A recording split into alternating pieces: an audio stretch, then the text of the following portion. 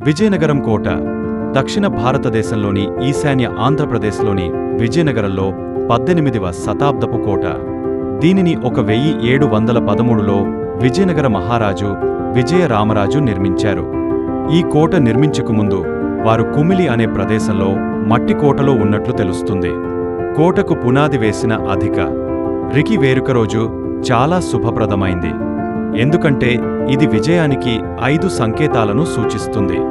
చదరపు ఆకారంలో ఉన్న కోటలో 2 ప్రధాన ద్వారాలు ఉన్నాయి. వీటిలో ప్రధాన ప్రవేశద్వారం నెగర్ఖాన్ విస్తృతమైన నిర్మాణ లక్షణాలను కలిగి ఉంది. కోట లోపల అనేక దేవాలయాలు, రాజభవనాలు, విజయానికి చిహ్నంగా నిర్మించిన టవర్ ఉన్నాయి. విజయనగరం కోట విషయాలు: విశాఖపట్నంకు వాయువ్య దిశలో 40 కిలోమీటర్లు దూరంలోని విజయనగరంలో ఉంది. కోటకు 18 కి. మీ దూరంలో బంగాళాఖాతం సముద్రం ఉంది. కోట చరిత్ర: విజయనగరం కోటను 1713లో నిర్మించారు. ఇది 5 విజయానికి 5 సంకేతాలు కలిగియున్న ప్రదేశం. దీని స్థాపకుడు మహారాజా విజయరామరాజు 1671 నుంచి 1717. ఇతనిని ఆనంది రాజు అని కూడా పిలుస్తారు. విజయనగరం మహారాజుకు కోట నిర్మాణం కోసం మహారాజుకు ఈ ప్రదేశం అడవిలో తపస్సు చేస్తున్న ముస్లిం సాధువు మహబూబ్ వలి అనువైన స్థలాన్ని సూచించాడు. కోట నిర్మాణానికి పునాది వేసే వేడుక రోజును పవిత్రమైన హిందూ క్యాలెండరు ప్రకారం దసరా పండగ రోజులలో 10వ రోజు, విజయం రోజు, విజయదశమి నాడు, మంగళవారం నాడు ఎంపిక చేసి కోటకు శంకుస్థాపన చేయబడినట్లుగా తెలుస్తుంది. కోట లక్షణాలు: కోటను రాతితో నిర్మించబడింది. కోట 240 మీటర్లు 790 అడుగులు చదరపు ఆకారంలో 10 మీటర్లు 33 అడుగులు ఎత్తులో నిర్మించబడింది. కోట గోడలు పైభాగంలో వెడల్పు 8 నుండి 16 మీటర్ వరకు ఉండేట్లుగా నిర్మించబడింది.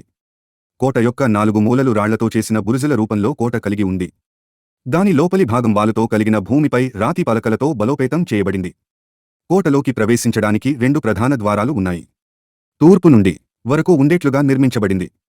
కోట యొక్క 4 మూలలు రాళ్లతో చేసిన బురుజుల రూపంలో కోట కలిగి ఉంది. దాని లోపలి భాగం వాలుతో కలిగిన భూమిపై రాతి పలకలతో బలోపేతం చేయబడింది. కోటలోకి ప్రవేశించడానికి 2 ప్రధాన ద్వారాలు ఉన్నాయి. తూర్పు నుండి ప్రవేశించే కోట ప్రధాన ద్వారాన్ని నగర్ ఖానా అని పిలుస్తారు. ఇది సొగసైన నిర్మాణ నమూనాలను కలిగి ఉంది. వద్ద విజయానికి సంకేతంగా వంపు నిలిచి ఉంటుంది. పడమర ముఖద్వారం చిన్నది కాని ఇది కూడా ప్రధాన ద్వారం వలె నిర్మాణ లక్షణాలతో ఉంటుంది. కోట చుట్టూ ఒక కందకం చుట్టుముట్టింది. 2 ప్రధాన ద్వారాలు కాకుండా కోట లోపల అనేక దేవాలయాలు, స్మారక చిహ్నాలు ఉన్నాయి. 2 ముఖ్యమైన దేవాలయాలు: హనుమంతుడి ఆలయం, కోట శక్తి అని పిలువబడే లక్ష్మీదేవి ఆలయం ఉంది. ఈ ఆలయంలోని లక్ష్మీదేవిని కోట యొక్క సంరక్షక దేవతగా భావిస్తారు. ఏదైనా యుద్ధ ప్రచారానికి ముందు రాజులు లక్ష్మీ ఆలయంలో పూజలు జరిపే ఆచారం పాటించబడుతుంది. కోట లోప భాగంలో ముఖ్యమైన స్మారక చిహ్నాలు మోతీ మహల్, రాజభవనం, అలకానంద ప్యాలెస్, కొరుకొండ ప్యాలెస్ ఉన్నాయి. కోట లోప భాగంలో ముఖ్యమైన స్మారక చిహ్నాలు మోతీ మహల్, రాజభవనం, అలకానంద ప్యాలెస్, కొరుకొండ ప్యాలెస్ ఉన్నాయి. కోట వెలుపల భాగంలో విజయానికి మరో చిహ్నంగా విజయ్ టవర్ అనే పేరుతో క్లాక్ టవర్ ఉంది.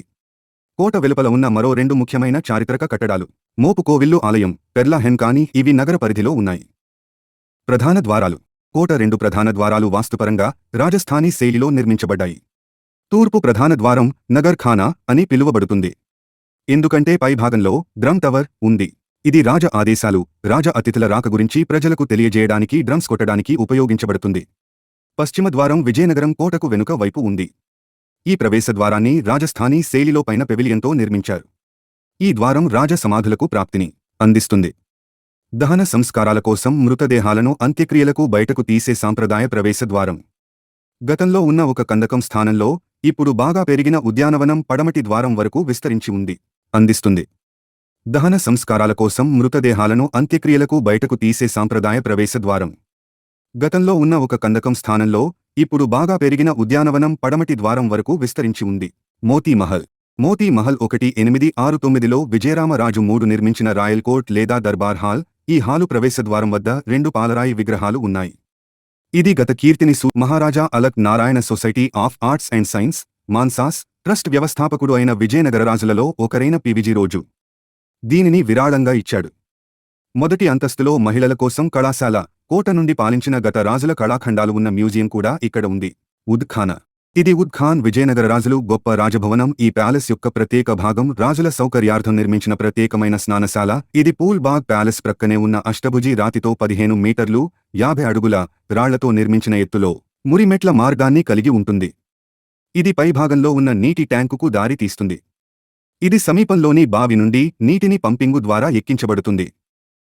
అలకానంద ప్యాలెస్ మురిమెట్ల మార్గాన్ని కలిగి ఉంటుంది. ఇది పైభాగంలో ఉన్న నీటి ట్యాంకుకు దారి తీస్తుంది. ఇది సమీపంలోని బావి నుండి నీటిని పంపింగు ద్వారా ఎక్కించబడుతుంది. అలకానంద ప్యాలెస్ అలకనంద ప్యాలెస్ను రాజ అతిథి గృహంగా నిర్మించారు. ఇది రాజ అతిథుల కోసం ఖరీదైన శైలిలో నిర్మించబడింది. ఇది నడక మార్గాలతో బాగా నిర్మించిన తోటలో ఏర్పాటు చేయబడింది. ఈ ప్యాలెస్ మైదానంలో రాయల్టీని ఉపయోగించడం కోసం ఇటీవలి సంవత్సరాలలో ఒక ఎయిర్క్రాఫ్ట్ నిర్మించబడింది. అయితే ఈ ప్యాలెస్లో ప్రస్తుతం ఆంధ్రప్రదేశ్ సాయుధ రిజర్వ్ పోలీసుల 5వ బెటాలియన్ ఉంది. కోరుకొండ ప్యాలెస్ అలకానంద ప్యాలెస్కు దగ్గరగా కోరుకొండ ప్యాలెస్ ఉంది. ఈ ప్యాలెస్ చుట్టూ ఉన్న భూమి సుమారు 1000 ఎకరాలు కలిగి ఉంటుంది. ఇది ఆట స్థలంగా ఉపయోగించబడుతుంది. ఈ ప్రదేశంలో బాగా తోటలు కలిగి ఉండి ప్రస్తుతం విద్యాసంస్థలు నిర్మించబడ్డాయి. ఇంకా రక్షణ దళాలలో చేరాలని కోరుకునే యువతకు శిక్షణ ఇవ్వడానికి ఒక పాఠశాల కూడా ఉంది. ఇది ఆట స్థలంగా ఉపయోగించబడుతుంది. ఈ ప్రదేశంలో బాగా తోటలు కలిగి ఉండి ప్రస్తుతం విద్యాసంస్థలు నిర్మించబడ్డాయి. ఇంకా రక్షణ దళాలలో చేరాలని కోరుకునే యువతకు శిక్షణ ఇవ్వడానికి ఒక పాఠశాల కూడా ఉంది. గంట స్తంభం లేదా టవర్ క్లాక్ బ్రిటీషు రాజుల కాలంలో వారి ఆహ్వానం మేరకు తరచూ విజయనగర రాజులు లండన్ వెళ్లేవారు. లండన్ వెళ్లినప్పుడు లండన్లోని బిగ్ బెన్ తరహాలో ఉన్న క్లాక్ టవర్ చూసి అదే తరహాలో కోటలో దీనిని నిర్మించారు. ఇది నగరం నడిబొడ్డున కోట పరిమితికి. ఇది హైదరాబాదు నగరానికి చార్మినార్ ఎలాగో విజయనగరం పట్టణానికి టవర్ క్లాక్ అలాంటిది. 1885లో ఇసుకరాయితో నిర్మించిన అష్టభుజి టవర్ 68 అడుగుల 21 మీటర్లు ఎత్తుతో నిర్మించబడి ఉంది. ఇది గతంలో పైభాగం తెల్లగా పెయింట్ చేయబడింది, తరువాత క్రీమ్, ఎరుపు రంగులతో పెయింట్ చేయబడింది. ఇతర నిర్మాణాలు కోట పరిమితుల వెలుపల పైడితల్లి అమ్మవారికి అంకితం చేయబడిన ఒక పురాతన ఆలయం ఉంది. ఈ ఆలయాన్ని పట్టణ ప్రజలు ఎంతో నమ్మకంతో భావిస్తారు. ఈ దేవత రాజకుటుంబానికి చెందిన కుమార్తె యొక్క పునర్జన రూపం అని పట్టణ ప్రజలు నమ్మకం. ఈ ఆలయంలో పూజించే దేవత యొక్క విగ్రహం కూడా 1757లో విజయదశమి రోజున కనుగొనబడింది. రోజు అక్టోబర్ 21, 1922 తేదీలలో పైడితల్లి సిరిమానోత్సవం జాతర వార్షిక వేడుకగా జరుగుతుంది. ఈ ఆలయంలో 2 రంగులలో శివలింగం ఉంటుంది. ఇది శివ పార్వతుల ఐక్యతకు ఉదాహరణగా చెప్పబడింది. 1895లో నిర్మించిన పిల్లివరి అని పిలువబడే పెర్లాహెమ్ నగరంలో బాగా నిర్వహించబడుతున్న స్మారక కట్టడాలలో ఒకటిగా చెప్పబడింది. విద్యుత్ కనెక్షన్ పొందిన మొట్టమొదటి జీవనం దీనికి వెండితో చేసిన మంచాలతో కూడిన బెడ్రూమ్ ఉంది. ఈ భవనంలో భాగమైన గ్రంథాలయం ఇప్పటికీ పనిచేస్తోంది. సొగసైన యూరోపియన్ ఫర్నిచర్ కలిగిఉంది. గత కీర్తి యొక్క షాంతిలియర్లు ఇతర కళాఖండాలతో ప్రదర్శనలో ఉన్నాయి. వీక్షించినందుకు ధన్యవాదాలు.